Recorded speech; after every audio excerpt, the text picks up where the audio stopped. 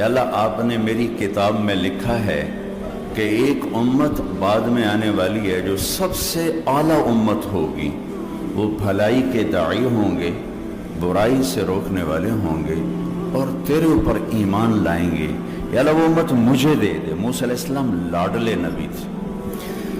اللہ نے فرمایا موسیٰ تلک امت احمد، وہ آپ کی نہیں، وہ میرے آخری نبی کی امت۔ موسیٰ علیہ السلام رب اجد فی الالواح امتا اناجیلہم فی صدورہم یقرؤونہا، اے اللہ وہ یہ بھی لکھا ہے کہ وہ امت اپنی کتاب کی حافظ ہوگی۔ تورات، زبور، انجیل کوئی حافظ نہیں تھا سوائے نبی، صرف نبی کو یاد تھی، نبی کے علاوہ کسی کو یاد نہیں تھی۔ تو کہا یا اللہ وہ تو اپنا سارا قرآن یاد کر لیں گے۔ میرا شاگرد میرے مدرسے میں رمضان آیا، چھٹیاں ہو گئیں، کوئی حافظ پڑھانے والا نہیں تھا، وہ صبح بیٹھتا تھا، شام تک ایک پارہ یاد کر کے عشاء میں سنا دیتا تھا۔ اس نے ایک مہینے میں قرآن یاد بھی کیا اور سنا بھی دیا۔ اللہ نے اس امت کو ایسی استعداد عطا فرمائی کہ ان کا قرآن ان کے سینے میں ہے، نمازوں میں پڑھتے ہیں، تراویح میں پڑھتے ہیں۔ یا اللہ یہ امت مجھے دے دے۔ اللہ نے کہا نہیں، تلک امت احمد، وہ تو میرے احمد کی امت۔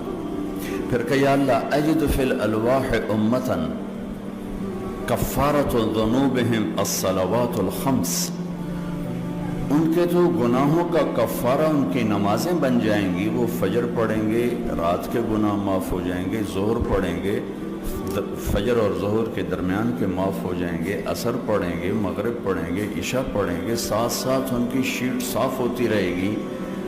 یا اللہ وہ امت مجھے دے دے۔ تو اللہ نے کہا تلک امت احمد، رب اجد فی الالواح امتا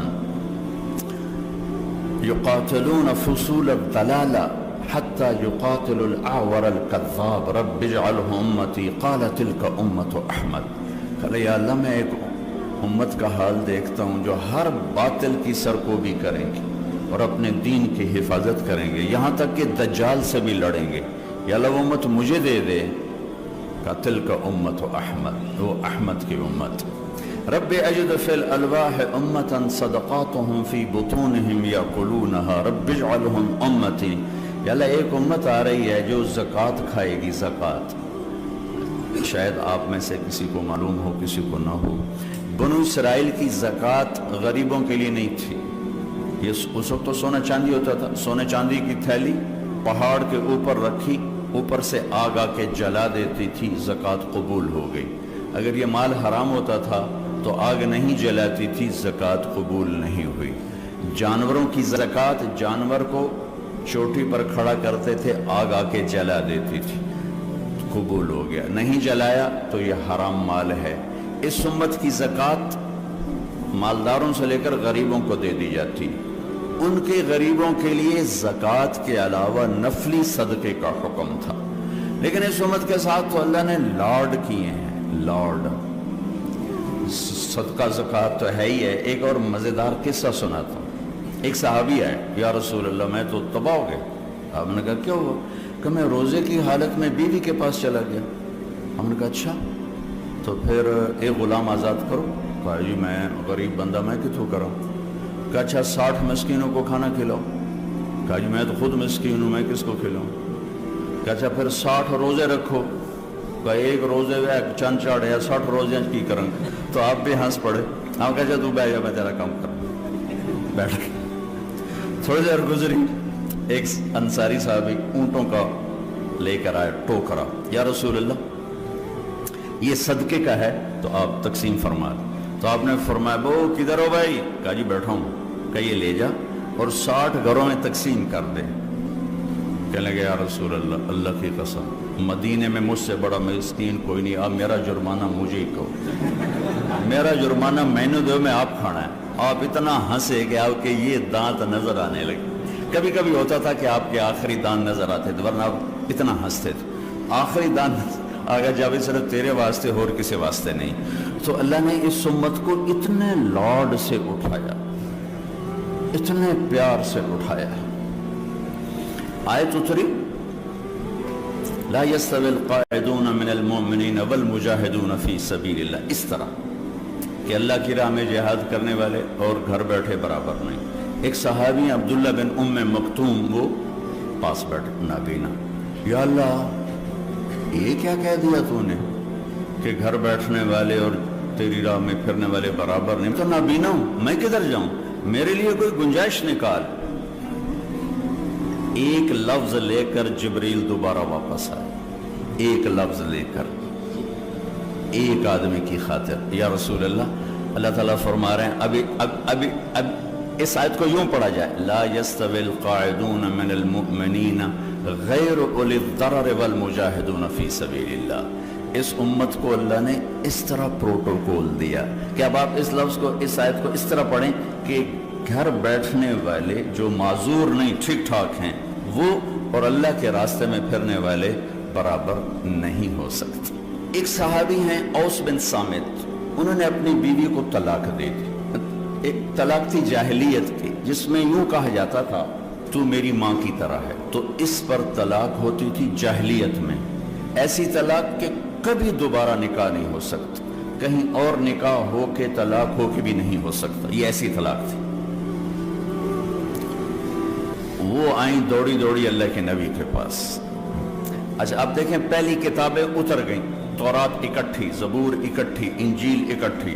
قرآن ایسے نہیں آ رہا، قرآن کبھی ایک لفظ آ رہا ہے، کبھی ایک سطر آ رہی، کبھی ایک سورت آ رہی، کبھی ایک آیت آ رہی۔ صرف سورہ انعام بڑی صورتوں میں واحد صورت ہے جو اکٹھی نازل ہوئی، اور جب یہ صورت نازل ہوئی تو اس کے ساتھ 70,000 فرشتے آئے تسبیح و تحلیل پڑھتے۔ یا رسول اللہ، حضرت عائشہ کنگھی کر رہی تھی، یا رسول اللہ میرے خامن نے مجھے کہہ دیا تو میری ماں کی طرح ہے، اب کیا ہوگا؟ تو چونکہ شرعی حکم موجود نہیں تھا، آپ نے رواج پر فرمایا خولا، طلاق ہو گئی۔ کہ یا رسول اللہ آپ نظر ثانی فرمائیں، انہو ابو ولدی وحب الناس الی، وہ میرے بچوں کا باپ، ہماری آپس میں بہت محبت ہے، اس نے غصے میں کہہ دیا ہے۔ تو آپ نے کہا حرمت علیہ، خولا طلاق ہو گئی۔ ان کا یا رسول اللہ اکل مالی وافنا شبابی وَنَثَرْتُ لَهُ بَطْنِي وَتَفَرَّقَ أَهْلِي، یا رسول اللہ میرا بڑھاپا آ چکا ہے، میرے ماں باپ مر چکے ہیں، میرے چھوٹے چھوٹے بچے ہیں، میری جوانی ختم ہو چکی ہے، مال میرے پاس کوئی نہیں، اگر یہ طلاق ہوتی تو میں کہاں بیٹھوں، مجھے کون سہارا دے؟ تو آپ چپ ہو گئے، چونکہ وہ منوانا چاہتی، ابھی وہی کوئی آئی نہیں، آپ نے قانون ماحول رواج کے مطابق فیصلہ دے دیا ہے، تو آپ خاموش ہو گئے۔ حضرت عائشہ کنگھی فرما رہے، اللہ اکبر۔ جب اس نے دیکھا کہ آپ چپ ہو گئے تو کہنے لگی اچھا آپ نہیں سنتے، میں آپ کے رب کو سناتی۔ کبھی ہم بھی تم میں بھی چاہت، کبھی ہم بھی تم میں بھی راحت، کبھی ہم بھی تم بھی تھے آشنا، تمہیں یاد ہو کہ نہ یاد ہو۔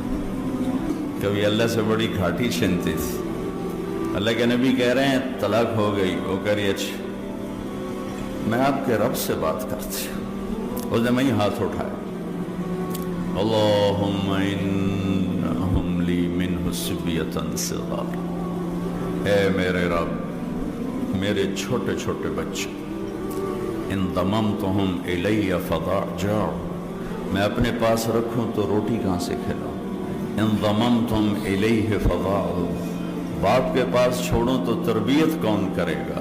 یا اللہ اب ذرا غور کہ یا اللہ اپنے نبی کی زبان پر میرے حق میں فیصلہ اتار۔ یہ نہیں کہا کہ اللہ تو اپنے علم کے مطابق فیصلہ اتار، تو اپنی شریعت کے مطابق فیصلہ اتار، میرے رب میرے حق میں فیصلہ اتارنا، میں بچوں کو کہاں لے جاؤں گی، میں بڑھاپا کہاں گزاروں گی؟ تو ایک دم اللہ کے نبی پر وحی، تو جب وحی آتی تھی اب پسینہ پسینہ اور آنکھیں بند ہو جاتی تھی۔ تو حضرت عائشہ نے کہا خولا خولا چک چک، وحی آ گئی وحی آ گئی۔ خولا نے جب دیکھا تو اور زور سے رونا شروع کر دی، کس بات پر کہ پتہ نہیں میرے حق میں ہے یا میرے خلاف ہے۔